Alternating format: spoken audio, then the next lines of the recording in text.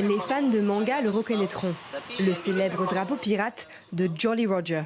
Depuis un mois, il essaime un peu partout, dans les rues, sur les voitures et sur les murs. À quelques jours de la fête de l'indépendance du pays, bombe en main, cet artiste tente de faire passer un message. C'est un symbole d'avertissement pour le gouvernement. Il doit nous prêter attention. De nombreux Indonésiens hissent le drapeau One Piece parce qu'ils veulent que le gouvernement les écoute.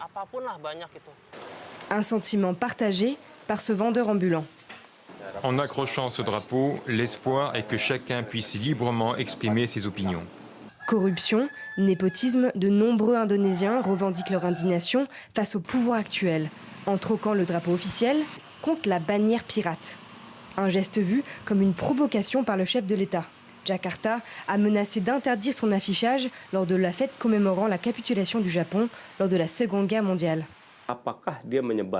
Une personne qui hisse le drapeau One Piece incite-t-elle à la haine fondée sur la religion, l'ethnie, la race, les relations intergroupes, la nationalité ou l'orientation sexuelle? Incite-t-elle à la discrimination? Propage-t-elle une guerre?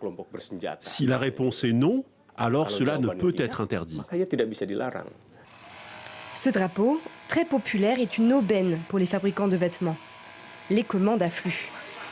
Un profit qui vient avec son lot de risques. Le responsable d'une usine produisant des drapeaux One Piece a été perquisitionné par des policiers en civil. Alors certains préfèrent être prudents. Avant de recevoir un avertissement du gouvernement, j'ai cessé de prendre des commandes, car cela pouvait nuire à ma réputation. Je dois faire preuve de prudence. Je veux éviter une descente des forces de l'ordre chez nous. La pop culture fait souvent partie des mouvements de révolte indonésiens.